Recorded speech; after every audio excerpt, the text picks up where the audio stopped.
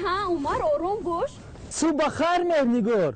عجب دختری جسور و چولاک بوده که از اسب حتی هراس نداری ها؟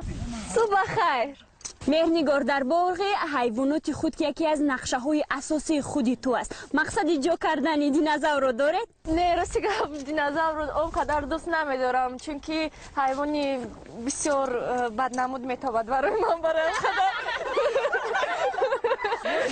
مهرنگار اندازه پای شما چند است؟ اندازه پای من اصلا 36-37 می باشد. شاید بعد خوراک خوردن 42 می شود. نه خطا کردی، 42 هم گپ است، 45 می شود. بچه ها همه ما میدونیم مهرنگار راننده است، همین طور نه؟ نه ما خبر نداریم. چی شما نمیدونید مگر؟ نه از خودش پرسید. چی مهرنگار تو راننده افت-ماشین مسافرکش شده ای مگر؟ نه خطا کردید، من راننده تراکتور هستم. مهرنگار در حالت قاعده بیان کنی از شهرت خود استفاده میبرید؟ راستی گپش نگویم جانی ما رو همین شهرت خلاص میکنه. مهرنگار شما میدونید که یک صفت زیبایی شما به اسب مانند است. با اسب؟ بله. خب حاضر میبینیم که من با تو مانند هستم.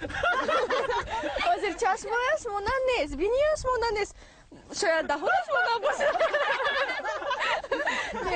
من فکرم گوشش که مانند نیست، موی سرش شاید مانند باشد. بله بله. انا همین یالهای اسب بسیار هم با موی دراز دلربای تو مانند است. تشکر. مهرنگار سوال نوبتی من چنین است. خب خوراک دوست داشته ترین اسب کدام است؟ من برای تو 3 واریانت پیشنهاد میکنم و تو امکانیت داری که از هر 3 اون یک تاش رو انتخاب کنی. یکم استخوان، دویم ماهی و سوم باشد موش. مدتی 2 سال میشود که با اسب در اسب سواری میکنم. یگان بار با اسبم نه موش دادم، نه گربه دادم، نه شلوار دادم. ما خوراک دوست داشته ترین اسب این شیرینی می باشد، قند، سیب و سبزی. مهرنگار وقتی که با شما دروغ میگه اما شما حقیقتی گپ را میدونید چگونه رفتار میکنید؟ خنده میگیرد و من بسیار دوست میدارم که وقتی راست را میدانم دروغ را گوش کنم کیف میکنم. راستی اگر اول خود را در صحنه گم کنید یعنی سرود فراموش شود پس چگونه از این حالت رها میشوید؟ این خیلی حالت ها زیادن و مثل همین از قمچین کده رفتن میگیره. پس یک ترانه دلنشین با گیتار زنده اجرا کنید. حاضر که زمستان است بسیار خنک خوردم در بیرون با این خیلی لباس ها و حاضر کمتر دستم گرم شود برای شما و بینندگان تلویزیون سفینه حتما یک سرود خواهم خواند.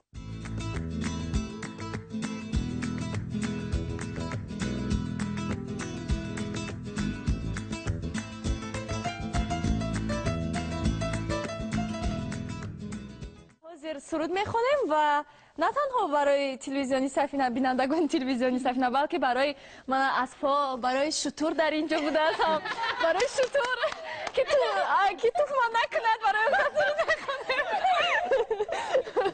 خب برای این حاضر یک سرود برای شما و حیوان‌های نازنین میخوانم.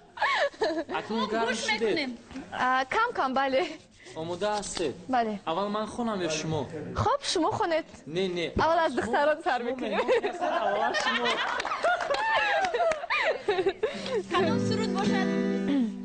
شهدی لبانه دستلی از کدام این محلی یا که تو ره گذری یا که تو نغمه گری آه دلی ما را میبری تو بسی هیلگری یا دلی ما را میبری تو بسی هیلگری چی کنم با کی بگم رازی نهانم غم دل را به کدام در بکشانم که همان هم دمی دید کیست وای در غمی دید که همان هم نفسم که به وصلش برسم شهدی لبانه دستلی از کدام این محلی یا که تو ره گذری یا که تو نغمه گری یا دل ما را میبری تو بسی هیلگری یا دل ما را میبری تو بسی هیلگری همه تو راز پنهانم تو میدانی نمیدانی میدانی نمیدانی شهدی لبانه دستلی از کدامین محلی یا که تو ره گذری یا که تو نغمه گری یا دل ما را میبری تو بس هیله گری یا دل ما را میبری تو بس هیله گری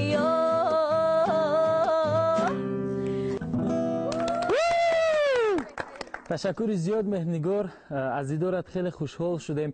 بگذار تمام سال انا همین گونه چهره خندان و شکوفان و مثل گل در نشو و نما باشه.